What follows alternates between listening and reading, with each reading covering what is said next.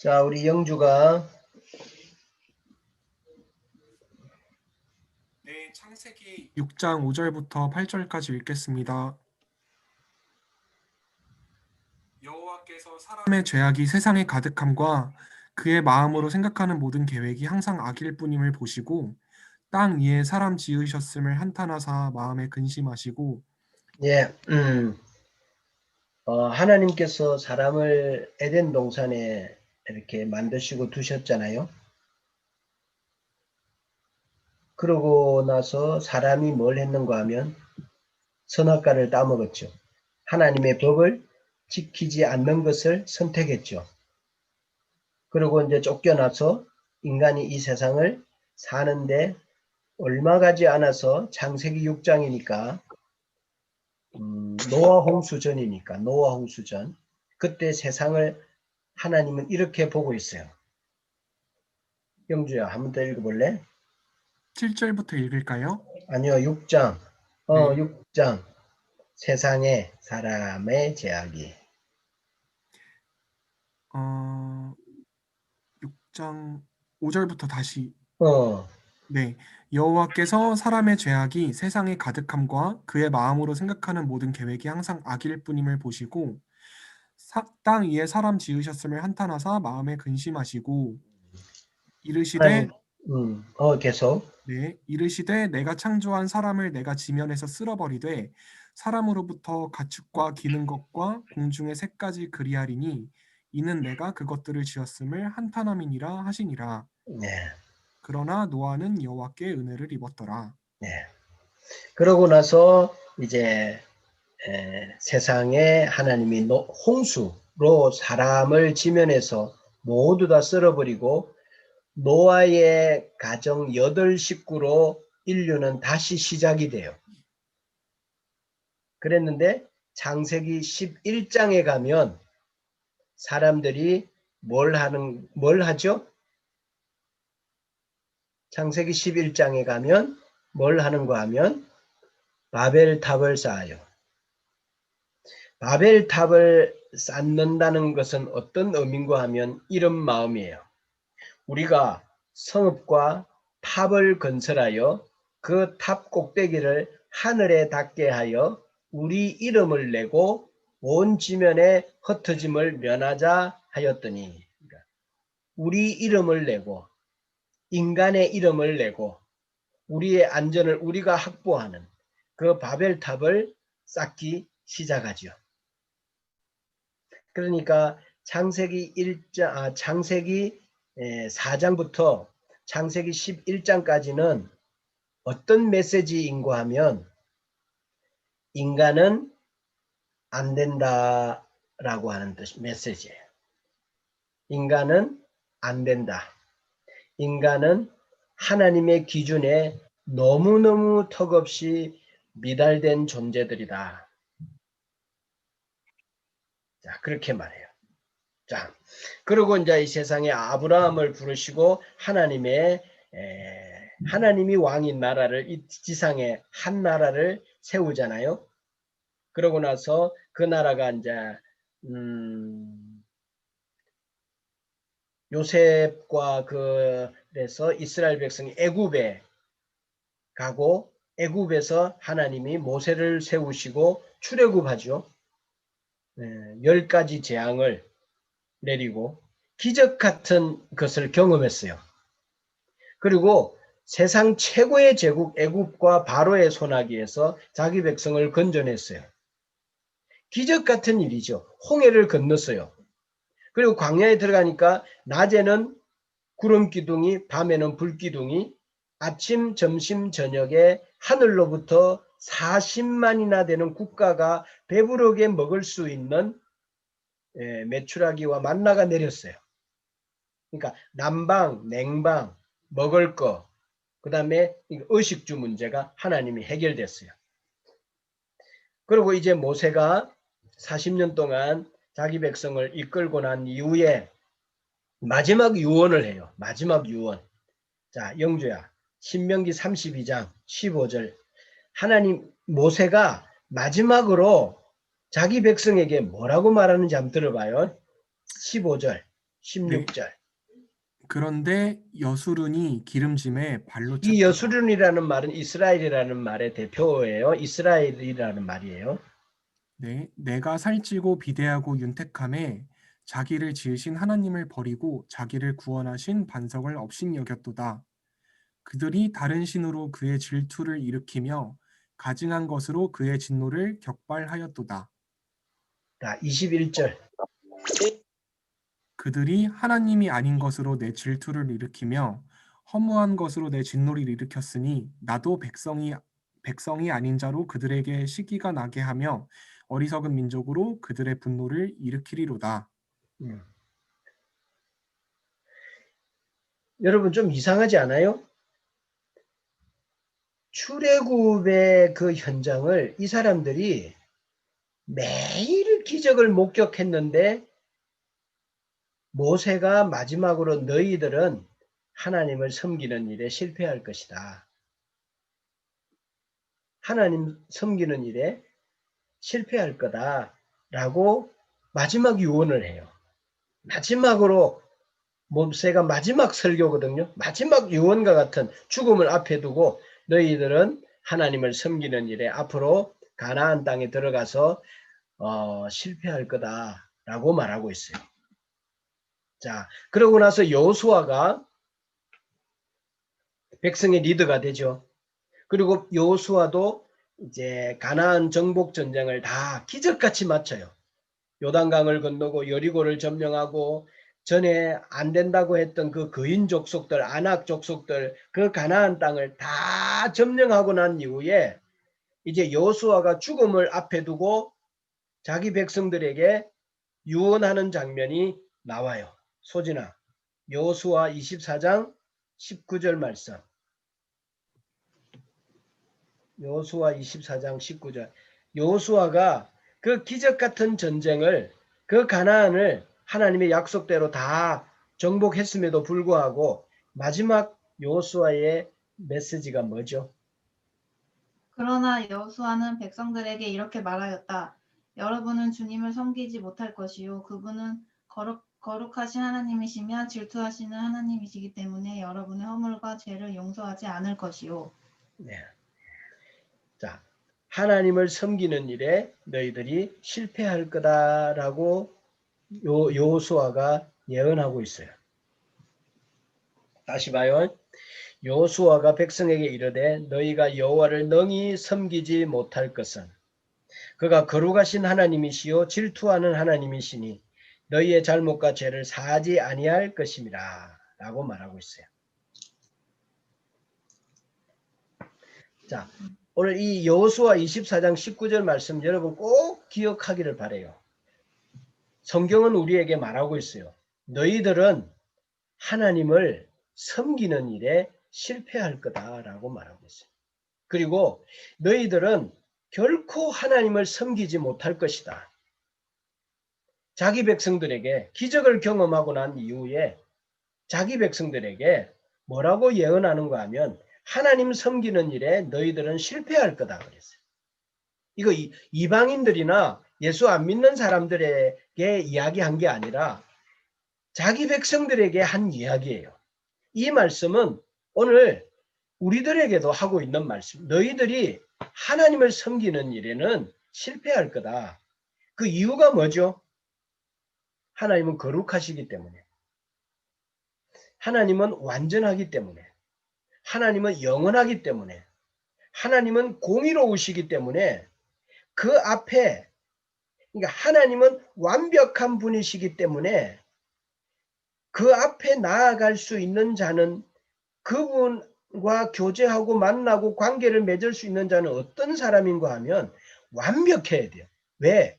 그분이 거룩하고 공의로우신 분이시기 때문에 죄를 하나만 지어도 하나님은 그하고 교제할 수가 없어요.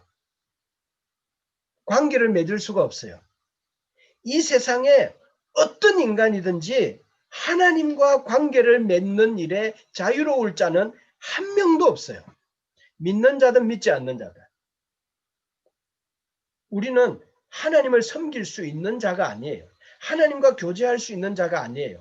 또 하나님을 왜 우리가 못 섬기는가 하면 하나님은 질투하시는 하나님이세요. 질투는 적당히 사랑하는 자들에게 일어나는 감정이 아니에요. 질투는 뭔가 하면 내가 모든 걸 바쳐서 사랑한 사람인데 그 사람이 눈이 딴 곳에 팔려 있을 때 그때 나오는 감정이 질투인데 하나님은 질투하신 분이세요. 우리는 하나님만 바라보고 하나님에게만 집중해야 되는데 우리는 얼마나 많은 것들을 세상 것 바라보고 또 다른 데 관심을 많이 갖고 하나님은 질투하신 분이기 때문에 우리는 하나님을 섬길 수가 없어요. 우리는 하나님을 섬기는 일에 실패할 거예요. 하나님은 완벽한 분인데 그분과 만나서 교제하려면 우리도 완벽해야 돼. 근데 하나님은 공의로우신 분이거든. 법대로 집행하시는 분이시거든. 그분은 질투하시는 분이기 때문에 여러분 우리가 지금 하나님을 섬기고 있잖아요. 이건 불가능한 일이에요. 가능한 일이 아니에요. 일어날 수 없는 일이 지금 우리들의 인생에 일어난 거예요. 이건 우리는 너무나 자연스러운 일이잖아요. 하나님을 섬기는 일이. 이건 결코 자연스러운 일이 아니에요. 뭘 알면 하나님이 어떤 분이신지를 알면 하나님을 섬기는 것은 이건 기적이에요. 이건 자연스러운 일이 아니에요. 불가능한 일이에요. 이건 도무지 일어날 수 없는 일이 우리의 삶에 일어난 거예요. 자, 그래서 이제 구약 성경에 율법을 주시잖아요. 율법, 법을 주시는데 하나님이 이제 여기 성경 전체가 하나님 나라의 법이잖아요. 신약도 구약도. 성경을 왜 주셨을까? 하나님이 율법을 성경을 우리에게 왜 주셨을까? 그거는 지키라고 준 게 아니라 잘 들어요. 지키라고 준 것이 아니라 지킬 수 없는 것이라는 사실을 너희들이 절감해야 된다라고 하는 거예요. 지켜보라, 지켜봐라. 이게 아니야. 지킬 수 없어 너희들은. 내 법을 딱 제안하면 너희들은 내 법을 지킬 수 없는 전적인 무능한 자야. 인간은 절대로 무능한 자야. 하나님과 교제하고 하나님을 만나고 하나님을 섬기는 일은 절대로 불가능한 자야. 이게 인간이야. 지킬 수 없다는 사실을 너희들이 절감해라 라고 하는 것을 가르치기 위해서 우리에게 하나님의 말씀을 주셨어요. 자, 그래서 신약 성경에서 바울이 로마서에서 이 말씀을 말해요. 자, 김성모 경제. 로마서 3장 20절 말씀 한번 읽어봅시다.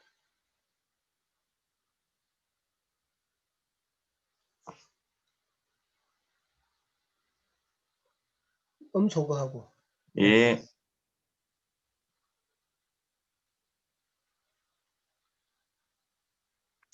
그러므로 율법의 행위로 그의 앞에 의롭다 하심을 얻을 육체가 없나니 율법으로는 죄를 깨달음이니라. 네. 자, 또 로마서 3장 23절. 모든 사람이 죄를 범하였음에 하나님의 영광에 이르지 못하더니. 갈라디아서 2장 16절. 사람이 의롭게 되는 것은 율법의 행위로 말미암음이 아니요 오직 예수 그리스도를 믿음으로 말미암는 줄 알므로. 네. 자, 됐어요. 우리도 로마서 3장 20절 한 번 더 읽어줄래요? 잘 들어봐요. 예. 그러므로 율법의 행위로 그의 앞에 의롭다 하심을 얻을 육체가 없나니 율법으로는 죄를 깨달음이니라. 자, 하나님이 우리에게 말씀을 주신 이유가 뭐죠? 아, 내가 죄인이구나. 내가 하나님의 법을 지킬 수 없는 존재구나. 하나님의 말씀 앞에서 나는 의로워 라고 말할 수 있는 육체는 한 명도 없다는 거예요. 그렇다면 죄인이잖아요. 그러면 절대 의로운 하나님과 교제가 가능합니까? 100% 불가능하죠. 그래서 율법은 우리에게 지키라고 준 것이 아니라 지킬 수 없음을 알게 하기 위하여 주신 거예요. 그래서 로마서는 이렇게 말해요. 신약 성경 로마서는 의인은 없나니 하나도 없다. 모든 사람이 죄를 범하였다. 그래서 모든 인간은 하나님의 심판 아래 있다. 심판 아래. 그래서 모든 인간은 의와 죄 앞에서 절감할 수밖에 없는 존재예요. 길이 없어요. 하나님께로 다시 돌아갈 구원받을 수 있는 길이 없어요. 그래서 인간의 선행으로, 그 다음에 도덕적인 의로움으로, 극한의 종교적 행위로, 어떤 노력으로도 하나님을 섬길 수 있는 존재가 아니라는 거예요. 합격 점수를 받을 수 있는 자는 한 명도 없다는 거예요. 모두가 다 타락한 죄인이라. 너희들은 능히 하나님을 섬기는 일에 불가능하다. 실패할 것이다. 가능한 일이 아니다. 너희들은 하나님을 섬기는 일이 가능한 일이 아니다. 라고 하나님 우리에게 말씀하고 있어요. 자, 중세에 루터라고 하는 사람 아시죠? 루터, 종교개혁자 루터인데, 루터에 대하여 누가 이렇게 평가했어요. 그가 믿음의 법을 조금만 늦게 깨달았다면 아마 그는 고행으로 육체가 견디지 못해 죽었을 것이다. 라고 말했어요. 그러니까 무슨 말인가 하면 루터는 종교적 구원에 대한 열정이 큰 사람이었거든. 그래서 그때 천주교 가톨릭이 고행을 시켜요. 극한의 종교적 고행을 한 거예요. 죄와 이렇게 싸웠다는 거예요. 그런데 죽을 만큼 죄와 싸우는 사람이 어디 있어요? 요즘 세상에. 그런데 이렇게 죽을 만큼 죄와 싸워도 내 마음속에 내 죄가 해결되었다 라고 하는 평안이나 확신이 들지 않았다는 거예요. 그렇다면 무슨 말이죠? 고행으로, 종교적 열정으로 자신의 죄 문제를 해결할 수 없다. 인간은 자신의 죄를 해결하는 일에 실패할 수밖에 없는 존재다 라고 하는 말씀이에요. 자, 그래서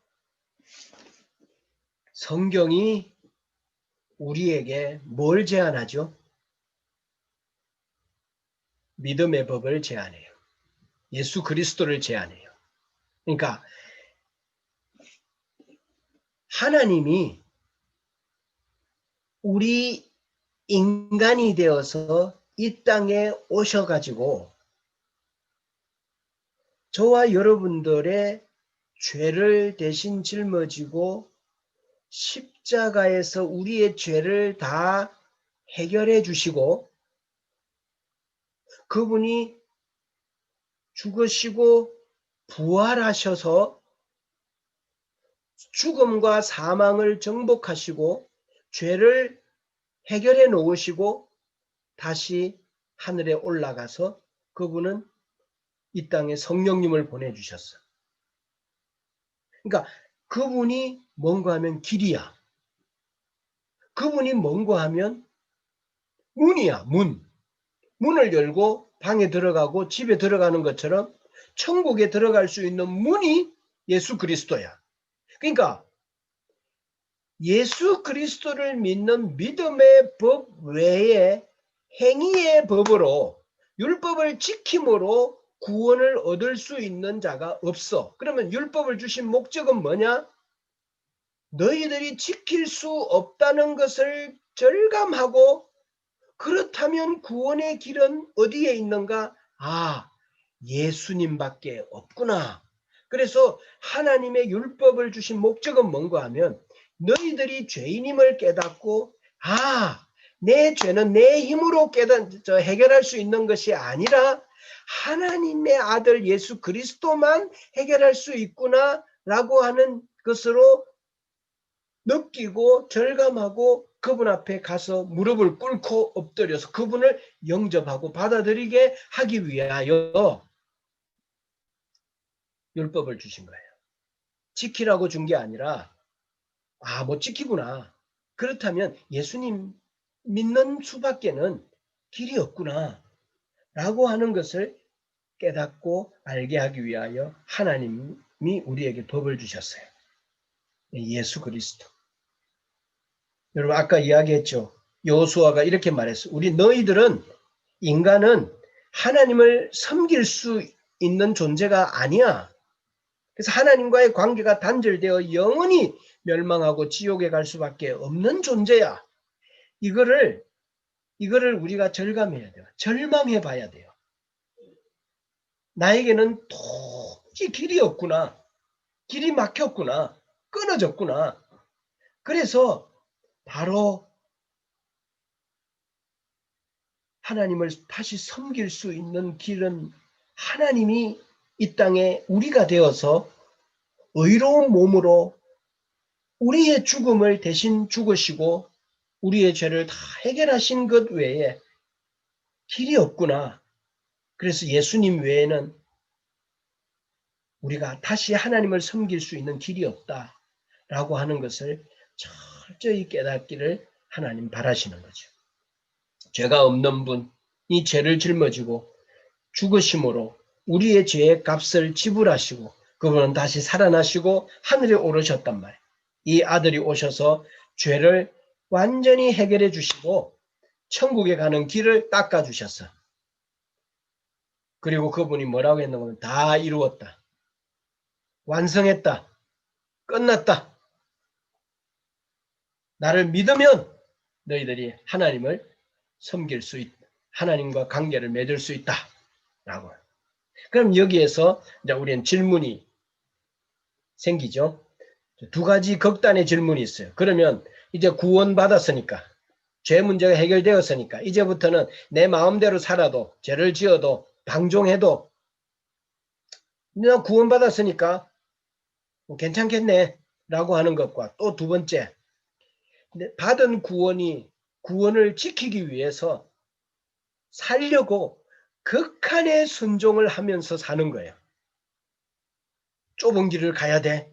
십자가를 지어야 돼. 죽을 각오로 충성해야 돼. 세상의 것은 이제 아무런 의미가 없어. 그러니까 오직 전도하고 기도하고 말씀 보고 그러니까 가정일 소홀히 하고 직장일 소홀히 하고 교회 일에만 전념하고 전도하는 일에만 전념하고 세상 책은 필요 없어. 대중가요는 들으면 이건 막이야. 그리고 CCM만 들어야 돼. 그리고 세상 출근해서 하는 일은 적당히 하고 저녁에 빨리 교회 가가지고 기도하고 성경 읽고 그것만 의미가 있는 일이지 밥 먹고 사는 일은 하나도 의미가 없어. 그러니까 이렇게 살고 있어야 구원받은 것 같은 느낌이 들어. 근데 조금만 느슨해지면 구원의 확신이 할 수가 없는 거야. 구원의 확신이 흔들리는 거야. 행함이 없는 믿음은 죽은 거야. 그래서 더 십자가의 길, 더 구원의 길.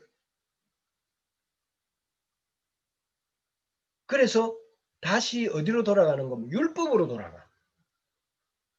더 철저하게 지키며 살려고 애를 쓰는 거야. 지키지 않으면 두려워. 이건 종의 마음이지 아들의 마음이 아니잖아.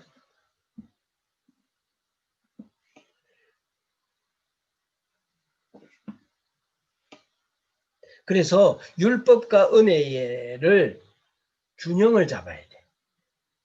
균형. 그래서 은혜를 너무 강조하다 보면 너무 놀아. 죄책감도 없어. 행하지도 않으면서 너무 뻔뻔스러워. 또 반대로